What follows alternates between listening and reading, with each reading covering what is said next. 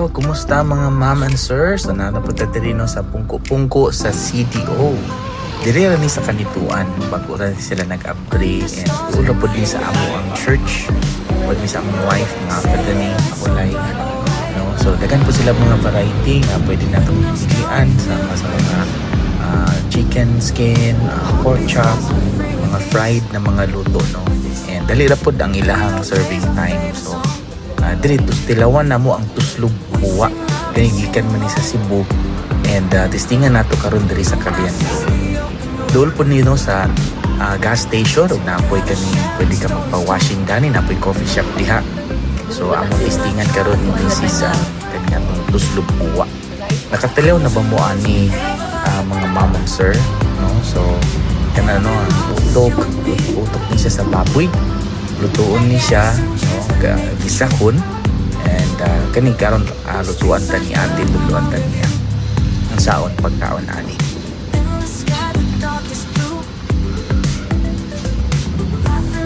So yan gibutangan una og oil and then after ana iyan na na siya gisahon. Nakaadto na ba mo og Cebu igsoon na tilawan ninyo ning ato ang tuslog buwa. Dito man gid siya originated and karon na diri. I think daghan po diri sa CDO. Doon lang ni sa mua, doon lang man po ni sa kakanituan. So while waiting sa among mga kids, among itestingan ng tuslog buwa diri sa kanituan.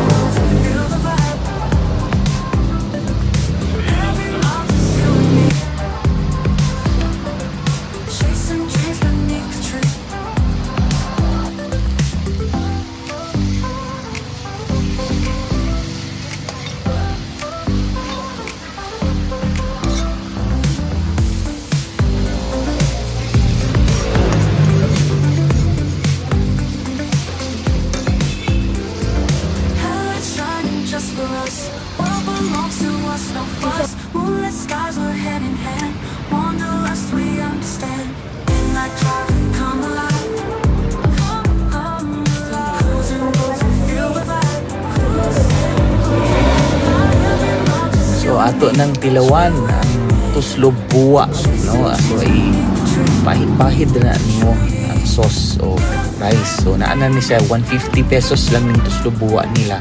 Naana po dayo unom ka puso. So I think enough na for 2 people.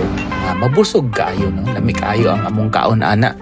Lami pud ang ilahang timpla diri sa ilang tuslog buwa. Makalingaw na, mabusog na ka no, while waiting. I remember the days no nga mao ginig pagkaon sa mga university students. Busog na kaayo ka sa gamay mga proven mga katong baga sa baka ba to? No? So mo ginaato ang mga high school or mga kuan nato university days. So purot na ang among tuslubo alam kayo. Diri na sa pungko-pungko sa CDO located here at Kanituan, Cagayan de Oro. Thank you.